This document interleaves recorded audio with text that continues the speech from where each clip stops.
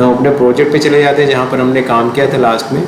तो हम टेस्ट नाम का एक पेज है, यहाँ पर मैंने इंडेक्स नाम से एक पेज बनाया हुआ है। अभी इसी जगह पर, इसी टेस्ट वाले फोल्डर में हम अपना दूसरा पेज बनाएंगे। तो दूसरा पेज बनाने के लिए हम वापस से सबलाइम टेक्स्ट खोलते हैं और यहाँ पर कंट्रोल एन कर देते हैं। और कुछ भी करने से पहले मैं इसको कंट्रोल एस करता हूँ ताकि ये हमारा पेज सेव हो जाए। तो यहाँ पर हम डेस्कटॉप पे आते हैं और यहाँ पर हमारा फोल्डर जो है टेस्ट नाम से है। तो टेस्ट नाम के फोल्डर को सिलेक्ट कर लेते हैं इस तरीके से। और इसमें यहाँ पर जो भी पेज बनाना है, मान लेते हैं कि हमने इसको फर्स्ट नाम से पेज दिया, first.html या first.html या html, किसी भी नाम से कर सकते हैं। यहाँ पर html का भी आ रहा है ऑप्शन, ऐसे भी कर सकते हैं, हम सेव कर सकते हैं। और यहाँ पर सबलाइम टेक्स्ट में एक बार ज़रूर चेक कर लेंगे कि क्या हमारा सिंटैक्स HTML पे सेट है कि नहीं है। तो अगर ये सेट है तो हमें कोई दिक्कत नहीं होगी HTML की कोडिंग करते समय। यहाँ पर सबसे पहले क्या करना है, HTML की शुरुआत करनी है। जैसे हम HTML लिखेंगे, एंटर मार देंगे, एक बॉयलर प्लेट कोड पहले से रेडीमेड आ जाता है। इसमें हमको जस्ट कुछ करेक्शंस करने हैं और कुछ अपना कंटेंट और टैग को और ऐड करना। उसके बाद इस पेज को हम ब्राउज़र पे डायरेक्टली देख भी सकते हैं। तो यहाँ पर टाइटल हम डाल दे रहे हैं। टाइटल हमारा है वेलकम पेज। कुछ इस तरीके से हम लिखते हैं, मान लेते हैं इसका नाम हमने लिखा ग्लोबेक्स वेलकम पेज। इस तरीके से हमारा टाइटल बन के आएगा। बॉडी में अब हम क्या कर सकते हैं, तो सबसे पहले हम बात करते हैं टैग की। तो आज सबसे इम्पॉर्टेंट चीज़ है कि हमारे पास जो टैग है, इसमें हमारा सबसे इम्पॉर्टेंट टैग हो जाता है हेडिंग टैग। तो हेडिंग टैग के लिए यहाँ पर हमारे पास HTML की कोडिंग है H1 से H6 तक। यानी कि HTML में अगर हमें किसी भी कंटेंट को, किसी भी टाइप के टेक्स्ट को हेडिंग में कन्वर्ट करना है, तो हमारे पास टेक्स्ट, जो हमारे पास कोड है, जो हमारे पास एलिमेंट है या जो हमारे पास टैग है, वो H1 से लेके H6 तक है। H1 सबसे बड़ी हेडिंग होगी, H6 सबसे छोटी हेडिंग होगी। तो अगर हम H1 का यूज़ करते हैं इस तरीके से, तो यहाँ पर सबसे बड़ी हेडिंग हो जाएगी। मैं इसको लिख देता हूँ बिगेस्ट। और इसी प्रकार से इसी के जस्ट नीचे एक और हेडिंग मैं यूज़ कर रहा हूँ S6। तो यहाँ पर है स्मॉलेस्ट। जस्ट इसको हमें कंट्रोल एस से सेव करना है और राइट क्लिक करके ओपन इन ब्राउज़र करना है और देखते हैं। ये देखिए सबसे बिगेस्ट हेडिंग हो गई और सबसे स्मॉलेस्ट हेडिंग हो गई। तो सर इसके बीच की जो हेडिंग्स है आप ट्राई करके देख सकते हो। S2 भी ट्राई कर सकते हो, ठीक है। S2 एंटर, और S2 के अंदर S2 लिख दीजिए। S3 आप लिख सकते हैं, S3, और इसके अंदर S3 लिख देंगे। जो भी टैग है सारे हम यूज़ करके चेक कर सकते हैं कि साइज़ वाइज कितना फ़र्क पड़ता है, ठीक है। या यहाँ पर हमने इसको बिगेस्ट लिखा है, यहाँ पर इसको हम हेडिंग 2 लिखेंगे, थोड़ा सा देखने में कंटेंट भी आ जाए। हेडिंग 2, हेडिंग 3 इस तरीके से हम कर लेंगे। कोडिंग बहुत आसान है HTML की। H5 भी ट्राई कर लेंगे, ये भी क्यों बच पाए। तो हेडिंग 5 हमने कर लिया।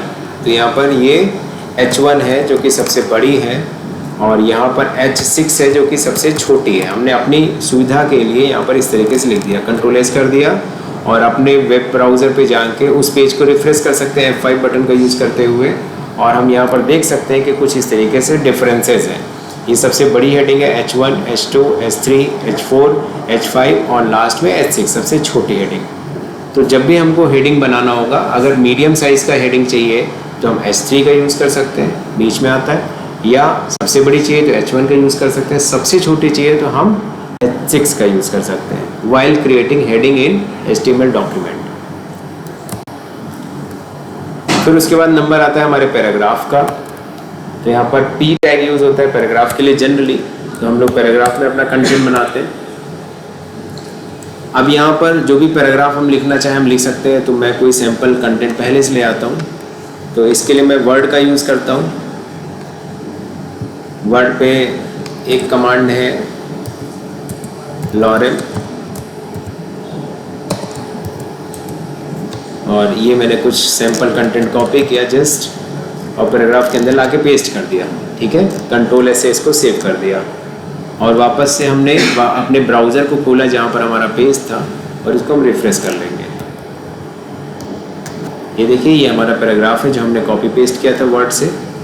पैराग्राफ में डिस्प्ले हो गया है। हेडिंग हमको इतनी सारी नहीं चाहिए, हम इसको डिलीट भी कर सकते हैं। जस्ट हमें करना क्या है, कोड पे जाना है, H1 के बाद जितनी चीज़ें हमने यूज़ किया सब हम डिलीट कर देंगे। अच्छा डिलीट ना करें तो क्या करें, कमेंट कर देंगे। हमने पढ़ा था कि HTML में जब हमको कोई चीज़ यूज़ नहीं करना होता तो कमेंट करते हैं, और कमेंट यूज़ होता है लेस देन का सिंबल से, नॉट के सिंबल से, और 2 बार डैश करके यूज़ करेंगे, फिर अपना कंटेंट डालेंगे और फिर 2 बार डैश यूज़ करेंगे और इसको बंद कर देंगे। तो ये हमारा हो गया कमेंट।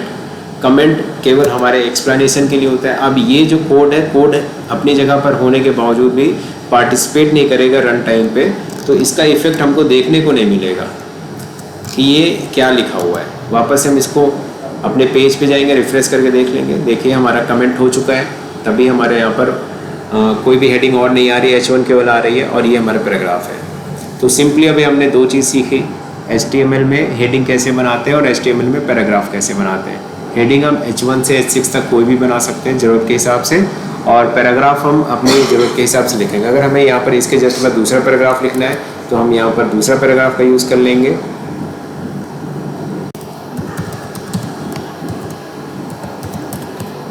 ये सपोज हमारा एक दूसरा पैराग्राफ है, और वापस से हम सबलाइन पे आके इस पैराग्राफ के जस्ट नीचे दूसरी जगह पर हम पैराग्राफ का यूज़ कर लेंगे और इसके अंदर अपना कंटेंट पेस्ट कर देंगे और सेव करेंगे। वापस से हम अपने ब्राउज़र पे जाके रिफ्रेश कर लेंगे पेज को। तो this is our second paragraph. ये हमारा पहला पैराग्राफ हो गया और ये हमारा दूसरा पैराग्राफ हो गया। ठीक है, ये हमारी सबसे बड़ी वाली हेडिंग यूज़ हो गई। ठीक है, अब उसके बाद जनरली जैसे मान लेते हैं कि मन में बात आती है कि सर हम टैग कैसे हम पढ़ें कि सारे टैग हमारे हो जाए। तो मैं आपको बहुत अच्छी सलाह देता हूँ कि आप सबसे पहले उन टैग को पढ़िए जिनका सबसे ज़्यादा यूज़ होना है। जैसे कि हमने यहाँ पर हेडिंग डाली, फिर पैराग्राफ डाला। तो हेडिंग, जब भी हम कोई कंटेंट बनाते हैं सबसे पहले हेडिंग ही डालते हैं, फिर हम लोग पैराग्राफ ही लिखते हैं, फिर उसके बाद हेडिंग को हम बीच में करते हैं। तो अगला जो स्टेप है हेडिंग को बीच में करने का, तो उसके लिए कौन सा टैग यूज़ होता है। HTML में कोई भी काम करना है सिंपल है, उसके लिए कोई ना कोई एलिमेंट बना हुआ है या कोई ना कोई टैग बना हुआ है। तो यहाँ पर हम वापस आते हैं हेडिंग पे, जहाँ पर हमें सेंटर करना है। तो इस हेडिंग को हम उठा के कट कर लेंगे, और एक टैग होता है सेंटर। ये देखिए सेंटर टैग, इसके अंदर हम हेडिंग को उठा के डाल देंगे। हेडिंग को हमने सेंटर के अंदर डाल दिया। अब देखिए क्या होता है, जो हमारी हेडिंग थी वो बीचों बीच में आ गई है। ठीक है, चाहे हम हेडिंग को बाहर यूज़ करें तब भी हम काम कर लेंगे सेंटर पे करने का, या सेंटर को बाहर करके हेडिंग अंदर यूज़ कर लें तब भी हम कर लेंगे काम, कोई दिक्कत नहीं है। ये हमारा पेज बन गया। अब इसमें जो पैराग्राफ है ये हमने कमेंट किया था, इसको हम हटा लेंगे कमेंट को, क्योंकि एक ही पैराग्राफ रखना है। वापस से हम जाके देखते हैं अपने पेज पे, ये हमारा हेडिंग है, पैराग्राफ है। हेडिंग को हमें सेंटर पे करना है, सिंपल सा टैग है। इसको उठा के सही तरीका क्या है, आप सेंटर पे डाल दीजिए इसको। ये सही तरीका है, इस तरीके से हम करेंगे। हमारा हेडिंग बीच में हो गया है पेज के, और इसके अलावा जो हमारा पैराग्राफ है कुछ इस तरीके से। ठीक है, मैं लिख रहा हूँ माई नेम इज़ अंकुर, और मैं चाहता हूँ कि अगली वाली लाइन हमारी नेक्स्ट लाइन में आ जाए। ठीक है,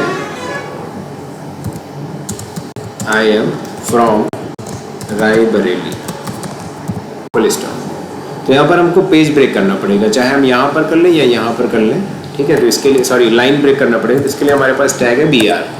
तो जब हम BR यूज़ कर लेंगे तो यहाँ पर हमारी ये लाइन ब्रेक हो जाएगी। देखिए यहाँ पर अगर हम ऐसा नहीं करेंगे, हम अगर ऐसा नहीं करते, सपोज देखने में तो यहाँ पर लग रहा है कि 2 लाइनों में है, लेकिन यहाँ पर जब रन करेंगे तो वो एक के बाद एक आ जाएगा। ठीक है, तो यहाँ पर हम क्या करेंगे, ब्रेक लाइन यूज़ कर लेंगे,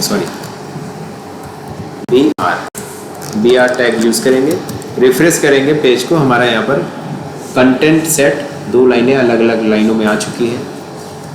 फिर उसका रिक्वायरमेंट आती है कि सर यहाँ पर हेडिंग हमने डाला, उसके बाद हम चाहते हैं कि एक लाइन आ जाए, यहाँ पर एक लाइन पेज पे खिंच जाए और उससे हमारा थोड़ा कंटेंट और सुंदर दिखने लगे। तो इसके लिए एक टैग यूज़ कर सकते हैं आप लोग। यहाँ पर जहाँ पर पैराग्राफ शुरू नहीं हुआ है उसके बाद ये हेडिंग के बाद या पैराग्राफ से पहले, हेडिंग के बाद आपको हेडिंग के बाद लाइन खींचनी या पैराग्राफ से पहले खींचनी, बात एक ही है। तो आप इसके पहले यहाँ पर HR हॉरिजॉन्टल रूल, ठीक है, HR टैग का यूज़ करेंगे। हॉरिजॉन्टल एक लाइन खींच जाएगी, यहाँ पर F5 से रिफ्रेश कर लेंगे और एक लाइन आपके सामने तैयार है। ठीक है, तो बहुत बेसिक से काम, बहुत सिंपल सा रहता है HTML में सीखना, क्योंकि अगर हम स्टेप बाय स्टेप सीखेंगे तो बहुत अच्छा रहेगा। तो हमने हेडिंग बनाना सीख लिया, कहीं पर भी लाइन खींचना सीख लिया। अगर मान लेते हैं कि यहाँ पर हमको ये पैराग्राफ ख़त्म होने के बाद फिर से लाइन चाहिए, जहाँ पर हमारा नाम स्टार्ट नहीं हुआ था यहाँ पर, ठीक है, तो यहाँ पर हम HR का यूज़ कर लेंगे, यहाँ पर फिर से लाइन आ जाएगी, ये कुछ इस तरीके से, और बाकी आपका कंटेंट है, ठीक है। अब यहाँ पर अगले टैग की तरफ हम आगे बढ़ते हैं। बहुत इंपॉर्टेंट टैग है हमारे पास, लिस्ट प्रिपेयर करना, ठीक है। तो यहाँ पर हम क्या तैयार कर रहे हैं, लिस्ट, सिंपल सा लिस्ट। ये देखिए हमने लिस्ट लिखा है यहाँ पर, तो लिस्ट आ गया। अब लिस्ट तैयार कर रहे हैं हम। तो लिस्ट जो तैयार कर रहे हैं, लिस्ट हमारे पास 2 टाइप की होती है, मैं आपको अगर बताऊँ तो एक हमारे पास होता है अनऑर्डर्ड लिस्ट, अनऑर्डर्ड लिस्ट, और एक होता है हमारे पास ऑर्डर्ड लिस्ट। ऑर्डर्ड लिस्ट का मतलब है कि सीक्वेंस होता है इसमें, सीक्वेंस, सीक्वेंस, सीक्वेंस का मतलब क्या होता है 1 2 3 या A, B, C इस टाइप का। और ऑर्डर्ड लिस्ट में क्या होता है, कोई सीक्वेंस नहीं होता, नो सीक्वेंस, या फिर बुलेट्स या डॉट्स होते हैं इसमें, इस टाइप का। तो जो लिस्ट होती है वो हमें ऑर्डर्ड और अनऑर्डर्ड 2 तरीके से बना सकते हैं, ठीक है। इसके लिए थोड़ा सा हम बात करते हैं। तो यहाँ पर हम इसको भी उठा के पैराग्राफ में डाल दे रहे हैं थोड़ी देर के लिए, क्योंकि ये भी हमारा कंटेंट बन चुका है प्रेजेंट टाइम, ठीक है। तो कुछ इस तरीके से हमारे पेज में दिखाई पड़ेगा, ठीक है, ऑर्डर लिस्ट, अनऑर्डर लिस्ट। तो यहाँ पर ऑर्डर लिस्ट बना के देखते हैं इस पैराग्राफ के जस्ट बाद। तो यहाँ पर हम क्या बना रहे हैं, ऑर्डर लिस्ट बना रहे हैं, सॉरी अनऑर्डर पहले सीख लेते हैं। तो इसके लिए अनऑर्डर लिस्ट UL टैग चलता है, UL, ठीक है। और अगर हम ऑर्डर लिस्ट बनाएंगे तो उसके लिए OL चलेगा, ऑर्डर लिस्ट, इस तरीके से, ठीक है। तो चाहे हम अनऑर्डर लिस्ट बनाएं या ऑर्डर लिस्ट बनाएं, हमारी ज़रूरत के हिसाब से चलेगा। अब यहाँ पर अनऑर्डर लिस्ट अगर हम बनाएंगे तो दोनों कंडीशन में हमारे पास लिस्ट का आइटम होता है, जिसको बोलते हैं LI मतलब list item, list item, list item 1 2 3 बहुत सारे, एक लिस्ट बनती है तो उसके आइटम्स होते हैं। अब वो अलग की बात है कि एक लिस्ट में एक ही आइटम हो, तो वो लिस्ट भी ठीक से हुई नहीं। एक लिस्ट में कम से कम 2 आइटम से ज़्यादा होना चाहिए। तो मान लेते हैं मुझे यहाँ पर लिखना है सब्जेक्ट का नाम लिखना है IT टूल्स। दूसरा लिस्ट आइटम हमारा क्या बन गया, वेब डिज़ाइन। तीसरा हमारा लिस्ट आइटम LI क्या बन गया, तीसरा लिस्ट आइटम बन गया IoT। चौथा हमारा लिस्ट आइटम बन गया पाइथन, पाइथन। ये हमारे पास 4 आइटम बन गए। सेम लिस्ट हम यहाँ पर बना लेंगे, लिस्ट आइटम सेम रहेगा, ऑर्डर्ड अनऑर्डर्ड। अब इससे, इस टैग से HTML ये पता कर लेगा कि ये जो लिस्ट बनानी है डॉट्स वाली बनानी है कि पॉइंट्स वाली बनानी, 1 2 3 वाली बनानी। देखिए ऑर्डर्ड वाले 1 2 3 4 सीक्वेंस आएगा। इसको मैं रिफ्रेश करता हूँ, ये देखिए हमारे पास 2 लिस्ट बन गई है, एक डॉट वाली बनी है और एक सीक्वेंस वाली बनी है। तो जो ऊपर वाली बनी है ये UL लिस्ट है, अनऑर्डर्ड लिस्ट, और ये वाला क्या है, ऑर्डर लिस्ट, क्रम वाला लिस्ट है 1 2 3 से। अब अगर हम इसके डॉट्स को बदलना चाहें या इसके 1 2 3 को बदलना चाहें तो इसके लिए हमें एट्रीब्यूट सेट करना पड़ेगा, ठीक है।